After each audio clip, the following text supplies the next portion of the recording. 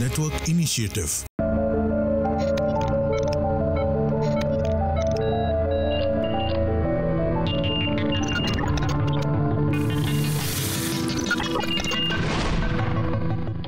नमस्कार, माझा डॉक्टर कार्यक्रमात मी डॉक्टर महेश चिटणीस सर्व प्रेक्षकांचं मनपूर्वक स्वागत करतोय. आपल्या आजच्या कार्यक्रमाचा विषय आहे तो आहे अँकिलोजिंग स्पॉन्डिलायटिस सिंड्रोम वरती असणारे विश्वामृत उपचार. आणि विषयी चर्चा करण्यासाठी साक्षात धन्वंतरी समान असणारे वैद्यराज समीर गोविंद जमदग्नी सर आपल्या आजच्या कार्यक्रमात सहभागी झालेत. तर मी आपली सर्व ओळख करून देतोय वैद्यराज समीर गोविंद जमदग्नी सरांची. नमस्कार सर. नमस्कार. या कार्यक्रमाच्या अनुषंगाने मला सर्वच प्रेक्षकांना सांगायचं वाटतं की विश्वामृत चिकित्सालयाचा लाभ केवळ सर्वसामान्य लोकच नव्हे तर खास करून मराठी आणि हिंदी चित्रपटसृष्टीतील नामवंत कलाकार सुद्धा घेत असतात.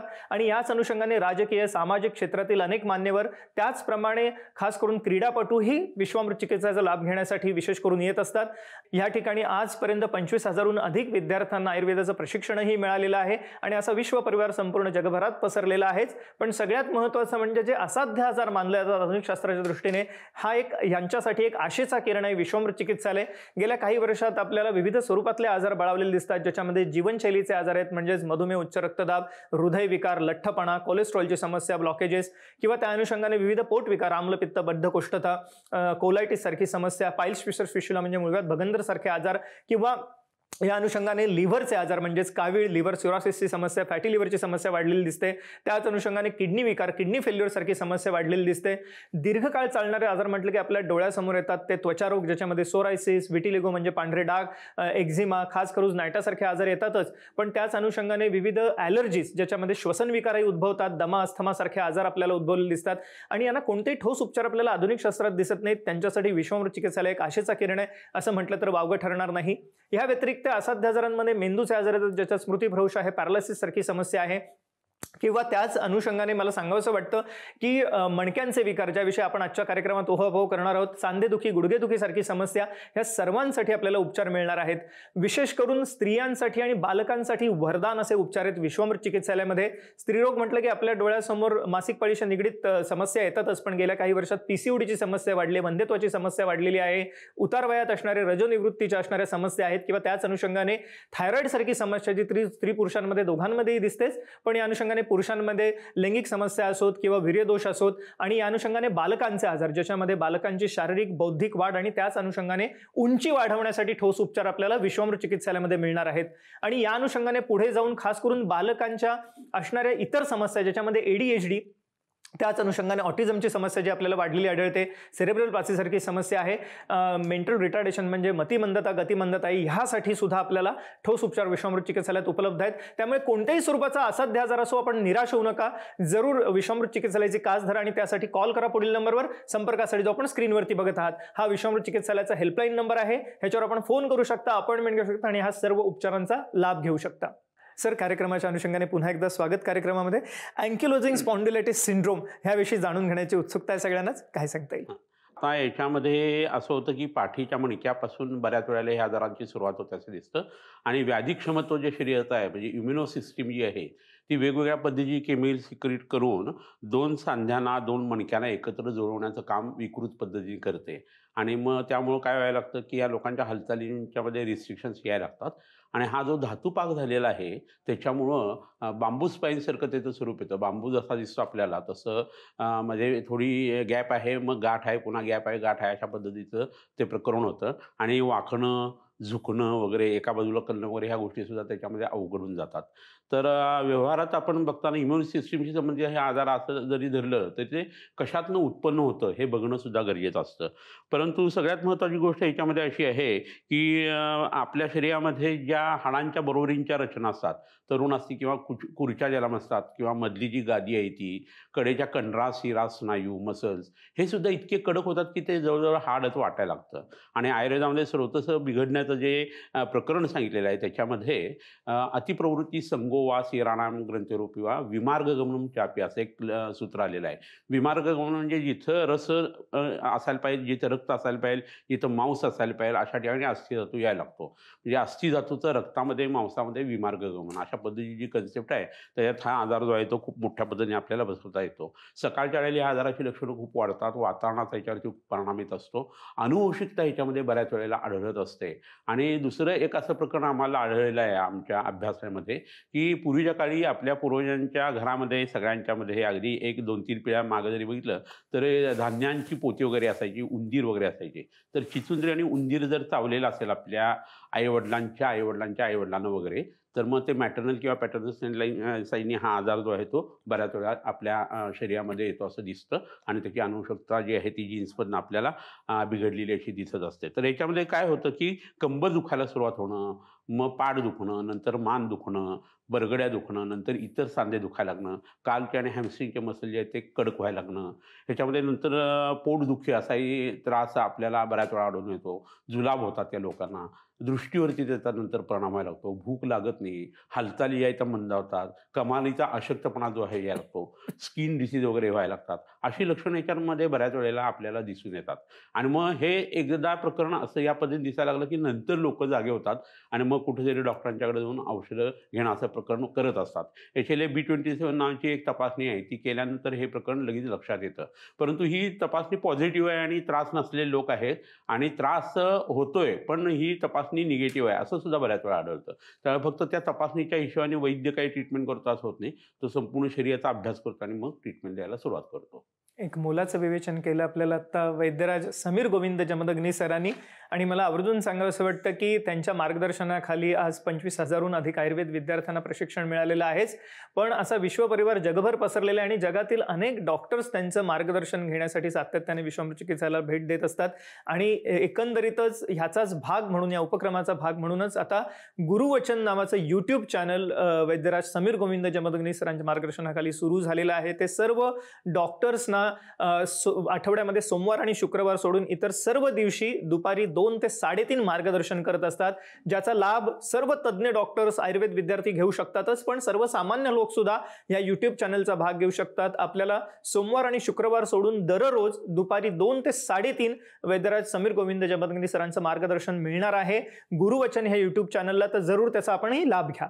तसंच या कार्यक्रमाच्या अनुषंगाने मला आवर्जून सांगायचं आहे, आपल्याला कोणत्याही मणक्यांशी निगडीत समस्या असो, कोणत्याही स्वरूपाचा मणके विकार असो, मणके विकार म्हटलं की आपल्या डोळ्यासमोर स्लिप डिस्क, सायटिका, स्पॉन्डिलायटिस असे आजार येतातच, ज्याच्यामध्ये मानपाठ कंबरदुखी उद्भवते किंवा उतार वयामध्ये स्पायनल कॅनल स्टिनोसिस सारखा आजार आपल्याला दिसतो किंवा ह्या अनुषंगाने मणक्यांचा TB झाला, फ्रॅक्चर सुद्धा दिसतात किंवा कंजेनायटल ॲनॉमलीज म्हणजे जन्मजात काही मणक्यांच्या विकृतीचा कोणत्याही स्वरूपाचा मणक्यांचा विकार असो, आपल्याला जरूर या ठिकाणी ठोस उपचार मिळणार आहेत. आणि याच अनुषंगाने संधिवात, गुडघेदुखीसारखी समस्याही बाळवताना आपल्याला दिसते आणि विविध कारणांनी उद्भवणारी सांधेदुखी म्हणजे ज्याच्यामध्ये रुमॅटॉइड आर्थरायटिस, आमवात आहे, गाऊट आहे, तापानंतरची सांधेदुखी आहे, सोरायसिस नंतरची सांधेदुखी आहे किंवा त्याच अनुषंगाने इतरही सांध्यांचे आजार म्हणजे फ्रोझन शोल्डर सारखी समस्या आहे, खुब्याची सांधेदुखी आहे, सर्वांसाठी ठोस उपचार आपल्याला उपलब्ध असणार आहेत विश्वामृत चिकित्सालयामध्ये. फक्त त्याचा लाभ घेण्यासाठी आपल्याला कॉल करायचा पुढील नंबरवर, संपर्कासाठी आपण स्क्रीनवर बघत आहात. सर, ह्या अनुषंगाने अजून आम्हाला थोडंसं लक्षणांविषयी जाणून घ्यायला आवडेल अँकिलोजिंग स्पॉन्डिलायटिस सिंड्रोमच्या, आणि एकंदरीतच त्याविषयी आम्हाला काय मार्गदर्शन कराल? आता मगाशी सांगितली ती लक्षणं जरी बघितली ती आधुनिक शास्त्राने वर्णन केलेली लक्षणं आहेत, परंतु याच्यामध्ये इम्युनो सिस्टीम ज्यावेळेला कोणताही आजार उत्पन्न करते त्यावेळेला काही अवयवांचं महत्त्व हे खूप उभारून पुढे येतं आणि त्याच्यामध्ये आपल्या शरीरातले जे टॉन्सिल्स आहेत घशामधले, ते हाडांची आतली जी मज्जा आहे किंवा मगज जो आहे तो, यकृत आणि प्लीहा आहे स्पेशली, हे जे अवयव आहेत आणि आपल्या शरीरातली थायमस ग्लँड जी आहे ती, आपल्या शरीरातल्या लसिका ग्रंथी, ह्या सगळ्या इतक्या महत्त्वाच्या असतात की या ऑटोइम्युन कोणत्याही आजारामध्ये किंवा आपल्या शरीरातल्या इम्युनो सिस्टीमशी संबंधित कोणताही आजार ज्यावेळेला आपण बघतो त्यावेळेला त्याच्यावरती उपचार करणं हे खूप गरजेचं असतं. आता होतं असं की कोणताही अवयव ज्यावेळेला बिघडतो त्यावेळेला तिथलं शरीर म्हणजे तिथली शरीर क्रिया आणि रचना आयुर्वेदात लक्षात घेतली जाते. तर कमरेच्या ठिकाणी, कंबर हा भाग जो आहे तो अपानवायूच्या क्षेत्रामध्ये येत असतो आणि त्या ठिकाणी जी हाडं आहेत किंवा शरीरातली कुठलीही हाडं आहेत त्यांची उत्पत्ती ही मोठ्या तळ्याच्या सुरुवातीला घडत असते आणि त्यामुळे पोट दुखणं किंवा अतिसार हे लक्षण जे आहे ते त्यावेळेला आपल्याला मगाशी मी जसं सांगितलं तसं बघायला मिळतं. ह्याच्यामध्ये कंडरास, हिरा स्नायू ज्यावेळेला खराब होतात त्यावेळेला रक्त आणि शरीरातला मेद बिघडलेला असतो. या मेदाचं जे मूलस्थान आहे ते वृक्क म्हणजे किडनीच्या संबंधाने आणि वपावन म्हणजे पोटाचा जो मेद आहे त्याच्या संबंधाने काही लक्षणं यांच्यामध्ये यायला लागतात आणि यकृताशी संबंधित आजार असल्याने त्वचा विकार वगैरे जे आहे ते दिसायला लागतात. तर ही सगळी संगती जर लक्षात घेतली तर आपल्या शरीरातल्या व्हायटल ऑर्गनवरती याचा परिणाम परिणाम यायला लागतो. रिबवरती ज्यावेळेला याचा परिणाम येतो त्यावेळेला तुम्हाला दीर्घ श्वसन करता येत नाही. श्वास जो आहे तो शॉर्टनिंग व्हायला लागतं त्याचं, आणि रक्तातला ऑक्सिजन कॅरिंग कॅपॅसिटी रक्ताची कमी झाली किंवा ऑक्सिजन कमी व्हायला लागला तर शरीरातला प्रत्येक अवयव जो आहे तो सफर व्हायला लागतो. अशा पद्धतीने याच्यात जी लक्षणं येतात त्या सॅक्रोइलायटिस म्हणून जो प्रकार आहे तो याच्यामध्ये खूप त्रासदायक आणि भयानक असं कॉम्प्लिकेशन आहे की ज्याच्यामध्ये माणूस जखडून जातो. आणि ह्या लोकांना जर ॲक्सिडेंट झाले तर कडकपणा एवढा आलेला असतो की त्याच्यामध्ये खूप त्यांना त्रास होतो, वेदना होतात, आणि हाडं मोडल्यानंतर ती दुरुस्त होणं हे महाकर्म कठीण होऊन बसतं. तर हे सगळं अँकिलोसिस स्पॉन्डिलायटिसच्या बाबतीत आपण लक्षात घेणं गरजेचं आहे. सकाळी उठलं की ह्या लोकांना त्यांच्या शरीरातला जो हालचालीचा भाग आहे तो खूप त्रासदायक होतो. विश्रांतीने हा आजार वाढतो आणि हालचाल केल्याने हा आजार कमी होत असतो पहिल्या अवस्थेमध्ये. त्यामुळे ह्या लोकांनी सकाळी उठल्या अंथरुणाची घडी घातली की पहिल्यांदा प्राणायाम करायला पाहिजे. तिथंही काही योगासनं करायला पाहिजेत. त्या सर्वांगासन, पश्चिमोत्तानासन, पद्मासन, मत्स्यासन अशी जर आसनं केली आणि मग प्राणायाम जर केले आणि नंतर उठून त्यांनी कामं सुरू केली तर ते खूप बरं पडत असतं. तर हा भाग जो आहे तो कॉम्प्लिकेशनच्या हिशोबाने, लक्षणांच्या हिशोबाने आणि फिजिओलॉजी त्याची काय या हिशोबाने महत्त्वाचा झाला. सर, ह्या कार्यक्रमाच्या अनुषंगाने मला विचारायचं आहे की एकंदरीतच या ठिकाणी भरपूर वनस्पती आणि ज्या काही चिकित्सा पद्धती आहेत विश्वामृत चिकित्सालयामध्ये ज्यात पंचकर्मांचाही अंतर्भाव होतो, कशा रीतीने उपचार केले जातात ह्या सिंड्रोममध्ये काय सांगता येईल? हां, आता एकंदरीत जर लक्षात घेतलं तर यकृत, रक्त, पित्त, स्नायू, कंडरा, शिरा, अस्थी असं म्हटल्यानंतर या आजारामध्ये विरेचन म्हणजे जुलाबाचं औषध देण्याला खूप महत्त्व आहे. ह्याच्यामध्ये तिक्त क्षीरबस्ती म्हणजे कडू रसाच्या दुधांचे जे बस्ती असतात ते खूप उपयोगी पडत असतात. ह्याच्याबरोबरीनं हे विरेचन करत असताना वेगवेगळी औषधं आपल्या आयुर्वेदामध्ये उपलब्ध आहेत आणि कंडरा, शिरा, स्नायूंच्या हिशोबाने ती वापरता येत असतात. इथं मी काही गोष्टी आणल्या त्याच्यामध्ये आहे की जलोका नावाचा जो किडा मी दरवेळेला दाखवतो, प्राणी तुम्हाला दाखवतो, तो तुम्ही बघितलेला असेल. तर हा हार्मोपॅडेट म्हणजे एका शरीरामध्ये स्त्री आणि पुरुष असे दोन्ही लिंग असलेला हा प्राणी असतो. आणि हा ज्यावेळेला आपण त्वचेवरती लावतो त्यावेळेला 1 स्क्वेअर फूट अंतरातलं रक्त, दूषित रक्त त्याने शुद्ध केलं जातं. आणि कुरच्या ज्या असतात म्हणजे आपल्या शरीराची कार्टिलेजिस, कंडरा, शिरा, स्नायूची इन्सर्जन जिथं आहे ते, ह्या सगळ्या गोष्टीतली सूज यांनी तात्काळ कमी होते, इन्फ्लमेशन कमी होतं आणि लगेच तात्काळ तिथल्या वेदना कमी झाल्या कारणानं रुग्णाला खूप चांगल्या पद्धतीने बरं वाटायला सुरुवात होते. ह्याच्याबरोबरीनं इथं बांबू शूट आणि ओली हळद अशा 2 गोष्टी मी आणलेल्या आहेत आणि त्या तुम्हाला बघायला मिळतील पहा. तर ह्याच्याबरोबरीने आपण वेखंडही वापरतो आणि या तिघांचा लेप ज्यावेळेला केला जातो ना त्यावेळेला तिथल्या स्नायूंच्यामध्ये आलेला कडकपणा हा कमी व्हायला लागतो आणि त्याला मार्दव यायला लागतं. मसलची हालचाल जी आहे ती चांगली व्हायला लागते. फ्लेक्शन, एक्सटेन्शन वगैरे सगळ्या गोष्टी ज्या आहेत त्या सुधारायला लागतात. तर त्याच्यासाठी ही गोष्ट वापरणं खूप गरजेचं आहे. ह्याच्याबरोबरीने आपल्या शरीरामध्ये जसे आपण हे लेप किंवा या जळवा लावल्या तशा पोटात काही औषधं देता येत असतात. त्यामध्ये शतावरी आहे, अश्वगंधा आहे, प्रतापलंकेश्वर योगसारखी काही औषधं आहेत. योगराज गुग्गुळ म्हणून जो सांगितलेला आहे तो पोटामध्ये घेता येतो. योगशास्त्रातले जे उपचार आहेत त्याच्यामध्ये कपालभाती प्राणायामाचा आणि अनुलोम विलोमचा ह्याच्यासाठी खूप उपयोग होतो. आणि त्याच्याबरोबर शंख मुद्रा बांधणं, महाबंध, महावेदबंध हे जर केले तर ह्या लोकांना खूप उत्तम फायदा होतो. बऱ्याच लोकांना लसणाचा क्षीरपाक म्हणजे रसवणूक क्षीरपाक ज्याला म्हटलं जातं किंवा पिंपळीचा क्षीरपाक, दशमूलारिष्ट, महारासनादी काढा अशी जी औषधं आहेत ती खूप उत्तम पद्धतीने उपयोगी पडतात. आवळ्याचे जे कल्प असतात म्हणजे च्यवनप्राश आहे समजा, तर तुम्ही सकाळच्या मोकळ्या पोटी जर तुम्ही च्यवनप्राश घ्यायला सुरुवात केली तर तुमच्या शरीरात हळूहळू असे बदल व्हायला लागतात की शरीरातले हे फ्री रॅडिकल्स वगैरे असतात ते कमी व्हायला लागतात. इम्युनो सिस्टीम जी आहे ती बूस्टअप होते, प्राणायामाने त्याची सुधारणा होते आणि बस्तीनं उरलेलं निम्म काम होतं.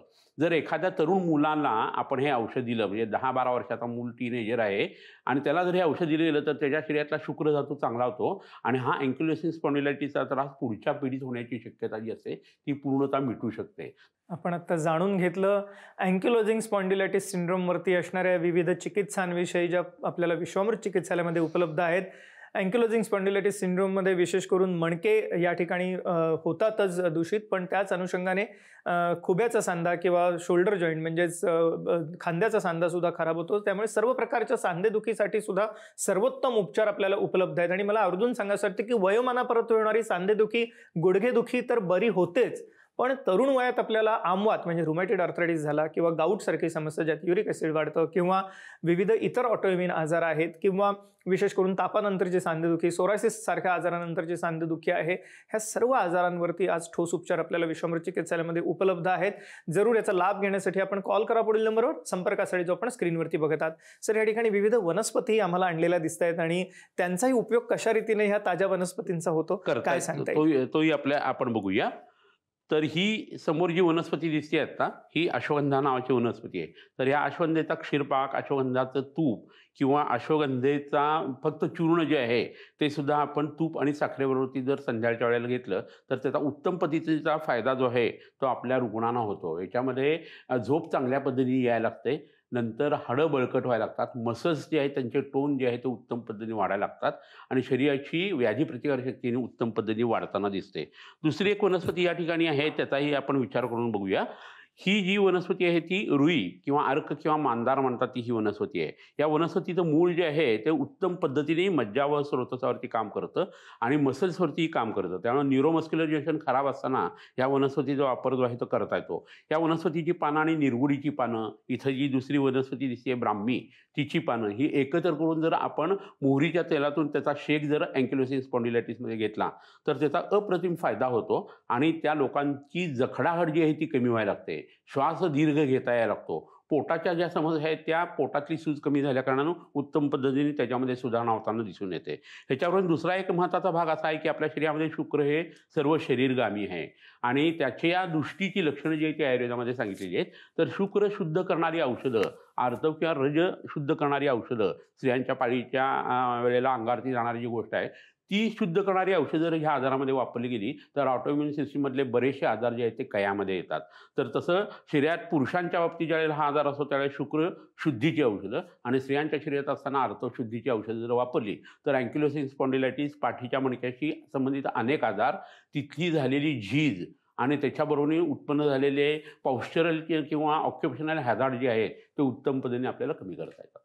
आपण आता जाणून घेतलं वैद्यराज समीर गोविंद जमदग्नी सरांकडनं की कशा रीतीने विविध वनस्पतींद्वारे आणि ह्या उपचारांद्वारे अँकिलोजिंग स्पॉन्डिलायटिस सिंड्रोमवरती आपल्याला मात करता येईल, त्याची लक्षणं आपल्याला दूर करता येईल आणि एवढंच नव्हे तर त्यातली अनुवंशिकता सुद्धा कमी होऊ शकते, म्हणजे पुढच्या पिढीमध्ये हा आजार जाणार नाही ह्याची सुद्धा काळजी ही घेतली जाऊ शकते. आणि मला म्हणून आवर्जून सांगायचं आहे सर्व प्रेक्षकांना की सर्वोत्तम स्वरूपाचे असे उपचार आपल्याला उपलब्ध आहेत विश्वामृत चिकित्सालयामध्ये. सर्व प्रकारच्या सांधेदुखी आणि मणक्यांचे विकार म्हणजे स्लिप डिस्क, सायटिका, स्पॉन्डिलायटिस, मानपाट कंबरदुखीसाठी सुद्धा. आणि आपल्याला हे उपचार घेण्यासाठी फक्त कॉल करायचा आहे पुढील नंबरवरती. संपर्कासाठी जो आपण स्क्रीनवरती नंबर बघत होता विश्वामृत चिकित्सालयाचा हेल्पलाईन नंबर आहे, ह्याच्यावर आपण फोन करू शकता, अपॉइंटमेंट घेऊ शकता आणि या सर्व उपचारांचा लाभ घेऊ शकता.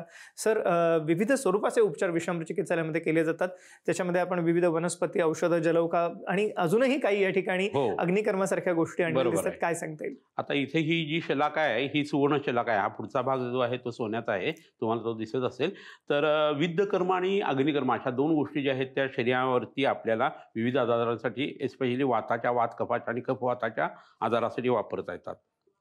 ज्यावेळेला पाठीच्या संबंधित काही आजार असतात किंवा अँकिलोसिस स्पॉन्डिलायटिस सारखा हा त्रास असतो, अशा वेळेला कुठं रक्तवाहिनी उडते, मज्जातंतू कुठून बाहेर पडतात आणि आपल्या शरीराची ॲनाटॉमिकल सिच्युएशन कशी आहे ह्याच्यानुसार हे टोक जे आहे ते गरम करून काही विविक्षित पॉईंटवरती त्याचा छटका दिला जातो, त्याला अग्निकर्म असं म्हटलं जातं. नंतर तिथं काही विशिष्ट पद्धतीची औषधं दिली जातात, लावली जातात. तर आपल्या शरीरात वेगवेगळ्या ठिकाणी असलेली मर्म आणि प्राणांच्या ज्या शक्ती आहेत त्या याने ॲक्टिवेट केल्या जातात आणि ती प्राणशक्ती किंवा ते मर्म त्या अवयवाचा ब्रेन असल्यासारखं असतं आणि त्यामुळे याच्यात वेदना झपाट्याने कमी येते.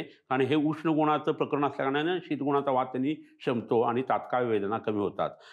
कंडरा शिरा स्नायूंच्यावरती ज्यावेळेला हे केलं जातं त्यानंतर तिथली व्हॅस्क्युलॅरिटी वाढते, ब्लड सप्लाय वाढतो आणि नंतर मग वेदना काही वेळात कमी व्हायला लागतात असंही दिसून येतं. हे करत असताना पोटाची औषधीही सुरू आहेत, बस्तीही सुरू आहेत, लेपही सुरू आहेत, पथ्यही सुरू आहे. असं जर असेल तर ह्या सगळ्यांचा परिणाम म्हणून आजार बनवण्याची जी कल्पना आहे ती खूप झपाट्याने आणि जोरदार पद्धतीने आपल्याला काम करत असताना दिसत असते. सुईचा वापर करून विद्धकर्म केलं जातं आणि या शलाकांचा वापर करून अग्निकर्म केलं जातं. मातीची शलाका, तांब्याची शलाका, सोन्याची शलाका किंवा ही सोन्याची याची जशी आहे तशी इतर धातूंची, पंचधातूंची शलाका, या प्रत्येकाचे गुण वेगळे असतात आणि वैद्य त्या सगळ्या गोष्टींचा साकल्याने विचार करून ती ट्रीटमेंट करत असतो. एक मोलाचं मार्गदर्शन केलं आपल्याला वैद्यराज समीर गोविंद जमदग्नी सरांनी, ज्यांना आधुनिक काळातील धन्वंतरी असं संबोधलं जातं. आणि मला आवर्जून सांगायचं की त्यांचं मार्गदर्शन आपल्याला आता रोज उपलब्ध असणार आहे गुरुवचन यूट्यूब चॅनलवरती. दर आठवड्यात आपल्याला सोमवार आणि शुक्रवार सोडून दररोज दुपारी 2 ते 3:30 वैद्यराज आपल्याला मार्गदर्शन करणार आहेत, जे मार्गदर्शन तज्ज्ञ डॉक्टरांसाठी आहेच, पण त्याच अनुषंगाने सर्वसामान्य लोकही त्याचा लाभ घेऊ शकतात. गुरुवचन यूट्यूब चॅनलचा दररोज दुपारी 2 ते 3:30 सोमवार आणि शुक्रवार सोडून आपण जरूर ह्याचा लाभ घेऊ शकता. आणि याच अनुषंगाने कोणत्याही स्वरूपाचा असाध्य आजार असो, आपण निराश होऊ नका. विश्वामृत चिकित्सालय एक आशेचा किरण आहे. या उपचारांचा लाभ घेण्यासाठी फक्त आपल्याला कॉल करायचा आहे पुढील नंबरवर. संपर्कासाठी जो आपण स्क्रीनवरती बघत आहात. सर, आपण आजच्या कार्यक्रमात सहभागी झालात आणि अमूल्य मार्गदर्शन प्रश्न केलं त्याबद्दल मनपूर्वक आभार. धन्यवाद. नमस्कार.